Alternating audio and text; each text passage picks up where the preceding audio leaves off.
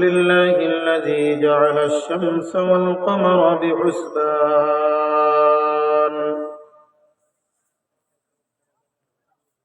والنجم والشجر يسجدان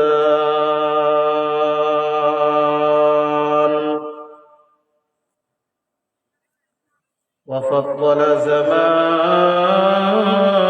على زمان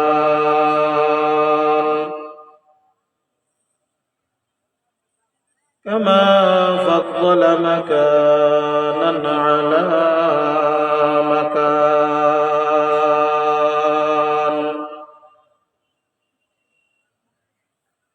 وإنسانا على إنسان ونشهد أن لا آله وأصحابه وبارك وسلم تسليما كثيرا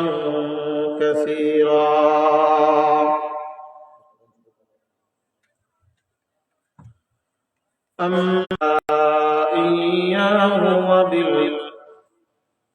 وبالوالدين إحسانا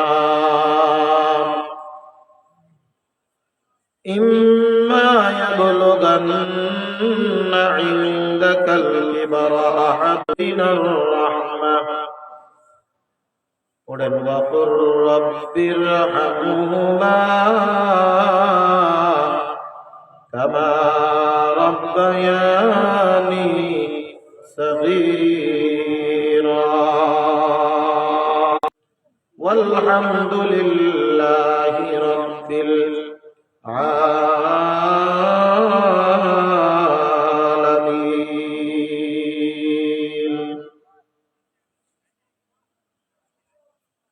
الحمد لمن قدر خيرا وقبلا عد لمولاه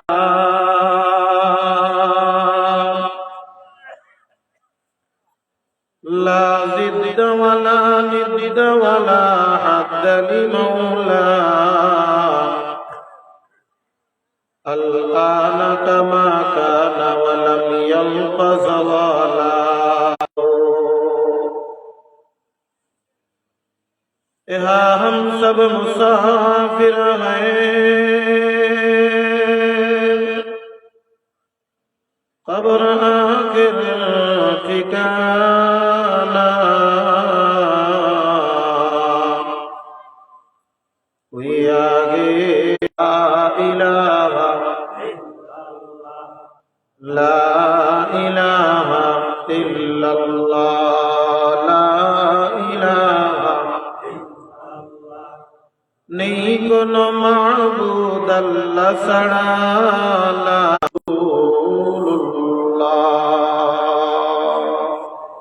सल्लल्लाहु अलैहि वसल्लम। अल्हम्दुलिल्लाह ঐতিহ্যবাহী নেত্রকোনা জেলাধীন কলমাকান্দা থানা অন্তরালে অবস্থানরতা শ্রবণরতা আমার মা ও বোনেরা, সর্বপ্রথম শুকরিয়া জ্ঞাপন করি সেই মহান রবের মালিক রব্বুল আলামিন। খুশির আওয়াজ আসতে হয় না, জোরে হয়? খুশির আওয়াজে বলেন একবার আলহামদুলিল্লাহ। আর একটু জোরে বলেন আলহামদুলিল্লাহ। আমরা যতবার মালিকের শুকরিয়া আদায় করব, মালিক তত বেশি আমাকে পছন্দ করবেন আর ভালোবেসে নেবেন। সম্মানিত হাজিরিন, রাত অনেক হয়ে যাচ্ছে, আমি আপনাদেরকে বেশি বেশি কষ্ট দেব না। আপনারা যতটা ক্লান্ত তার থেকে বেশি আমি ক্লান্ত, কারণ আমি শুধু গাজীপুর থেকে জুমার নামাজ পড়ে রওনা দিয়ে চলে আসছি আপনাদের এখানে, এবং সে আমলটা হতে হবে গায়েবী আমল। একদিন করলাম, একদিন সারাদিন সারা রাত ইবাদত করলাম, মাসের মধ্যে আর খবর নাই। এই ইবাদতের মহান একটা উদ্দেশ্য ছিল, একটা উদ্দেশ্য আছে। কেন পাঠিয়েছেন? আল্লাহ পাক রব্বুল আলামিন নিজেই ঘোষণা করেছেন, ওয়ামা খালাকতুল জিন্না ওয়াল ইনসা ইল্লা বান্দা আমার হুকুম অনুযায়ী নিজের জীবন পরিচালনা করবে। আমি যেভাবে দুনিয়ার জমিনে চলার জন্য বলেছি ওইভাবে দুনিয়ার জিন্দেগি চালাবে। আমার ইবাদতকারী বান্দা যখন হয়ে যাবে, আমি আল্লাহ পাক রব্বুল আলামিন ফাতাকুনা মিনাজ জালিমিন। তবে মনে রাখো, একটা গাছের নির্দিষ্ট একটা গাছের কথা উল্লেখ করলেন, হে আদম এবং হাওয়া, তোমরা দুজনই শোনো, জান্নাতের মধ্যে যত নাজ নিয়ামত আছে সব তোমাদের জন্য অপেক্ষা। ভাবেই যে কোনো অবস্থায় গাছের ফলকে ভক্ষণ করে ফেললেন। আল্লাহ পাক রব্বুল আলামিন বললেন, না, তুমি আর দুনিয়ার এই জান্নাতের মধ্যে থাকতে পারবে না, তোমাদেরকে আমি আবার তোমাদের জন্য ফিরিয়ে দিব। এই দুনিয়ার জমিনে যদি তোমরা আমার হুকুম অনুযায়ী না চলো, তাহলে তোমাদের জন্য আমি আরেকটা জায়গা নির্ধারণ করলাম। ওই জায়গাটা নাম জিম্মাদারি ছিল। এই দুনিয়ার জমিনের ভিতরে এসে যারা আমার আল্লাহকে ভুলে গিয়েছে, আল্লাহর হুকুম আকাম গুলো ভুলে গিয়ে শয়তানের ওয়াসওয়াসায়, শয়তানের ধোঁকায় দুনিয়ার মধ্যে খারাপিয়াত ভাবে চলাফেরা করতেছিল, আল্লাহ পাক রব্বুল আলামিন নবী আলাইহিস সালামকে আল্লাহ পাক রব্বুল আলামিন প্রেরণ করেছেন। আর তার উপরে একদিন 2 দিন নয়, 1 মাস 2 মাস নয়, 1 বছর 2 বছর নয়, দীর্ঘ 23টা জিন্না ওয়াল ইনসা ইল্লা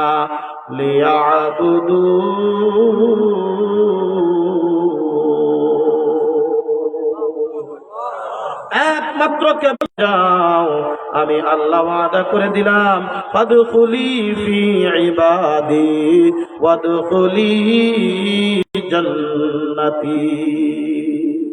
জোরে কান আল্লাহু আকবার। সৃষ্টি করেছেন 4 ভাবে, জোরে বলেন কয় ভাবে? সংক্ষিপ্ত আকারে মুখতাসার ভাবে কথাগুলি বলবো, খুব ধ্যান জ্ঞান সহকারে শুনবেন, মুলাক্কাস কথাগুলি আমলের নিয়তে শুনবেন। আমি মনে করি যদি আলোচনা শ্রবণ করে আখিরি মুনাজাত দিয়া যেতে পারি, আল্লাহ পাক এই পৃথিবীর জমিনের প্রত্যেকটা অঞ্চল থেকে মাটি সংগ্রহ করে আল্লাহ পাক রব্বুল আলামিন নিজ কুদরতি হাতে সৃষ্টি করেছেন।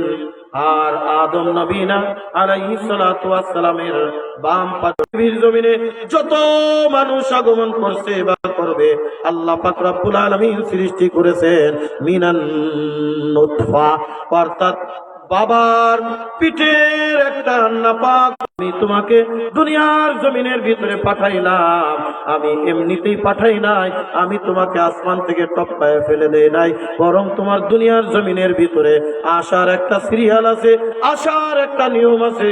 ওই নিয়মটার নাম হলো মা এবং বাবা। ইয়াবলুগান্না ইনদাকাল কিবারা আহাদুহুমা আও কিলাহুমা ফালা তাকুল লাহুমা উফিউ। আমাদের রব, তিনি আমাদের মালিক, তিনি আমাদের মাবুদ, তাকে ব্যতীত আর কাউকে আমি ইবাদত করব না, আর কারোর কাছে মাথা নত করব না, আর কারোর কাছে আমি চাইব না, আর কারোর কাছে আমি বলবো না ইহসানা। এই মা বাবার সাথে সদ্ব্যবহার করবে, ভালো আচরণ করবে, ভালো ব্যবহার করবে, মা বাবার সাথে কখনো খারাপ আচরণ করবে না। 10 দিন গর্ভের ভিতরে ধারণ করলো, কষ্টের উপরে কষ্ট সহ্য করে, দুঃখের উপরে যন্ত্রণা সহ্য করে যেই মা তোমাকে দুনিয়ার জমিনের ভিতরে আগমন করালো, কতটা কষ্ট অনুভব হয় এটা আমি ওয়াহানান আলা ওয়াহনিন ওয়া ফিসালুহু ফি আমাই। দুনিয়ার জমিনের মধ্যে কত প্রাণী আছে, সন্তান জন্ম দেয়, দেওয়ার সাথে সাথে ওই সন্তানের দায়িত্ব আর তারা নিতে চায় না, মুখ দিয়া লাথি, মুখ দিয়া সরায়া দেয়, লাথি দিয়া দূরে সরায়া দেয়। জোরে কোন কথা ঠিক কি ঠিক না? বন্ধুরে আমার, তৃতীয়বার উঠে দাঁড়িয়ে 1 দৌড় দিয়া মায়ের বানের ভিতরে মুখটা লাগায়া দেয়, কে তার দুধ পান করায়া দেয়। আমার আল্লাহ ডাক দিয়ে বলেন, এ দুনিয়ার মানুষ শুনো, ওয়াফিসালুহু ফি, যেখানেই থাকতো সেখান থেকে 1 দৌড় দিয়া সন্তানের কাছে আসিয়া সন্তানের মুখে দুধের বোটাটা দিয়া দিত। জোরে জোরে কোন কথা ঠিক কি ঠিক না? একজন মা সন্তানকে ডেলিভারি দিতে গেলে কত কষ্ট অনুভব করে বন্ধু, গভীর মনোযোগ। ثم خلقنا النطفة علقة فخلقنا العلقة مضغة রেহেমের ভিতরে চলে যায়। ওই রেহেমের ভিতরে যাওয়ার পরে আমি প্রথম 40 দিন মায়ের পেটের ভিতরে বীর্য আকারে রাখি।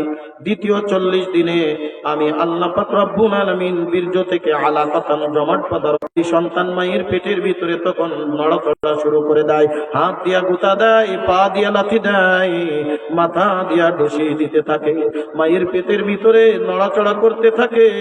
ওই মা তখন কষ্টের উপরে কষ্ট সহ্য শুরু হয়ে যায়। এ কলিজার টুকরা মুরব্বী বাবাজি, তাকায় দেখি বিবি রাস্তা উঠান দিয়ে পাইচারি করতেছে। জিজ্ঞাসা করলাম, রাত 3টা বাজে, এখনো কি ঘুমাও নাই? ডাক দিয়ে বলে, আমি ঘুমাচ্ছিলাম, কিন্তু না না, পেটের ভিতরে সন্তান।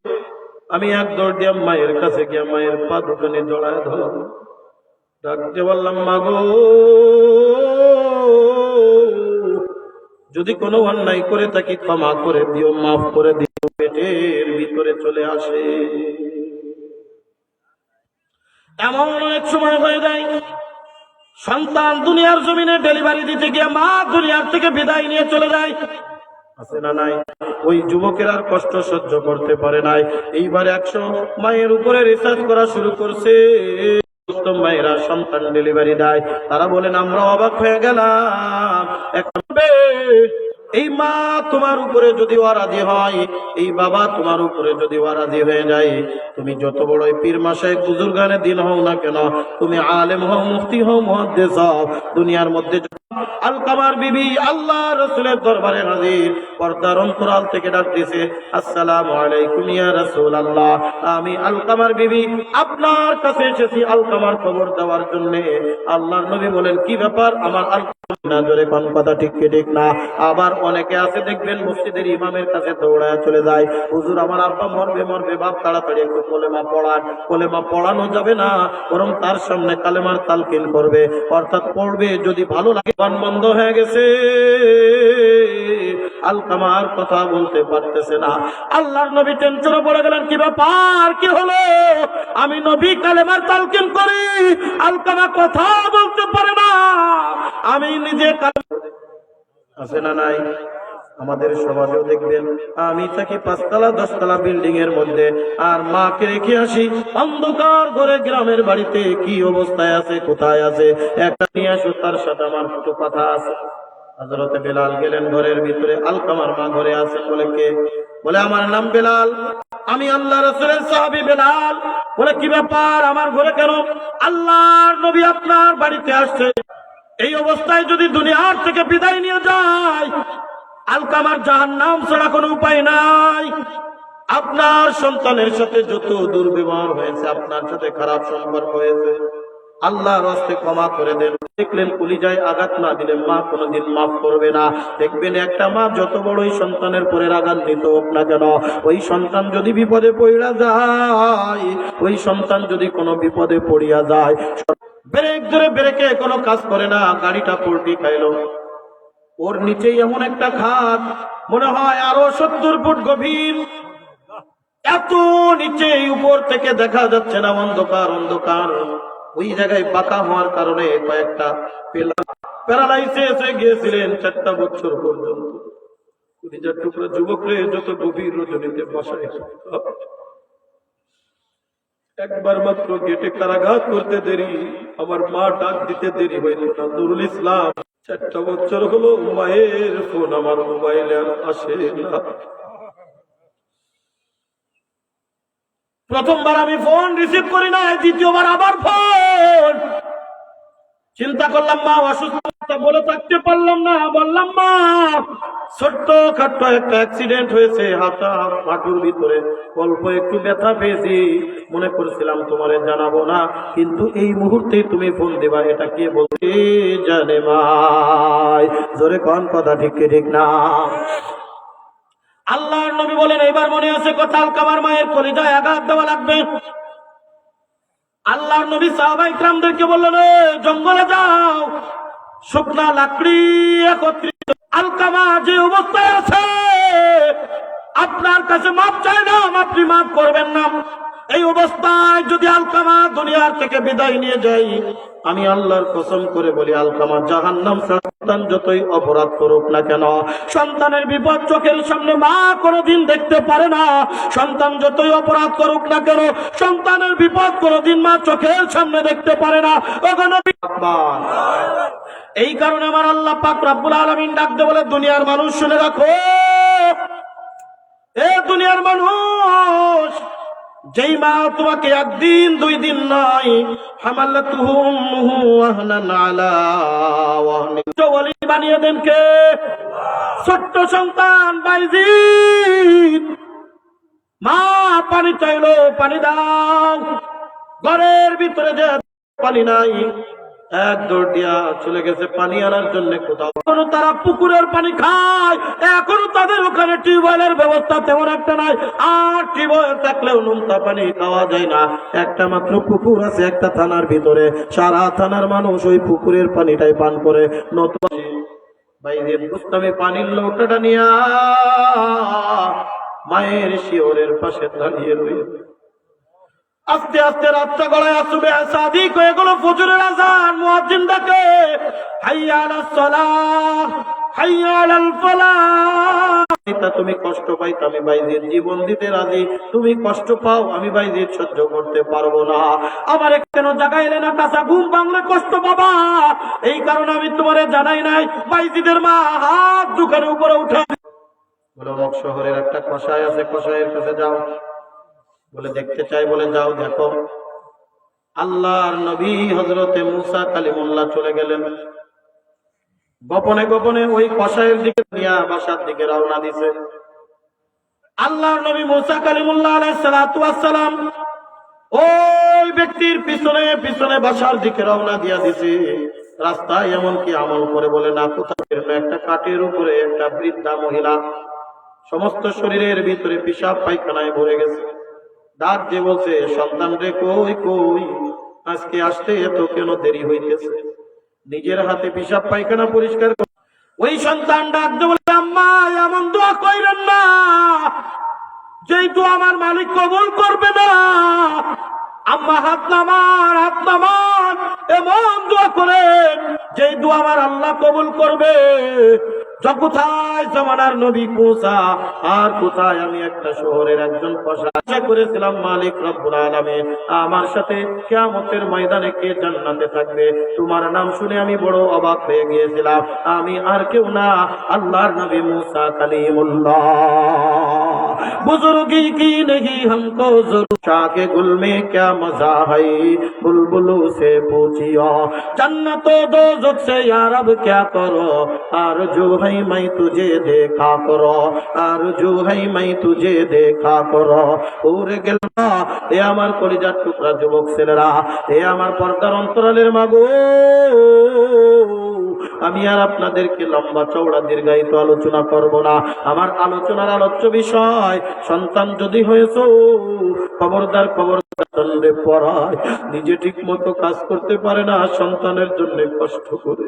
আমি একদিন 170-75 বছরের বৃদ্ধ বাবারে দেখি পায়ের পাটা রিক্সা চালাচ্ছে। আমি রিক্সায় উঠা বড় ভুল করে ফেললাম, মনে করলাম, ডাক দিয়ে বললাম, বাবা হয়ে যায়। এই সন্তান তখন মা তার কাছে বোঝা মনে হয়ে যায়, বাবা তার কাছে বোঝা মনে হয়ে যায়। কলিজার টুকরা যুবক রে, ইউটিউবে আমার একটা বয়ান আছে, বৃদ্ধাশ্রমে মা বাবার ওয়াজ। একটা সন্তান কেমনে মা বাবাকে বৃদ্ধাশ্রমের ভিতরে রাখে, ছোট্ট করে ঘটনাটা আলোচনা করে দোয়া করে দেব ইনশাআল্লাহ। আমাদের গাজীপুরের মধ্যে একটা, তারপরে আমি প্রত্যেক রুমের ভিতরে ঢুইকা ঢুইকা প্রত্যেকের কাছে আমি এইরকম ভাবে কথাগুলো শুনতেছিলাম, কেন তারা বৃদ্ধাশ্রমে, কি তাদের অভাব, কি তাদের অভাব।